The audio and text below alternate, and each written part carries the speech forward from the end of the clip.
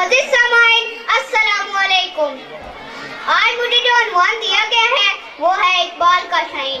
जनाब सदर, इकबाल की शायरी में शाइन को एक बुलंद मुकाम हासिल है। वो शाइन की सफ़ात और मीरे कारवां की सफ़ात को जुदा नहीं देखते।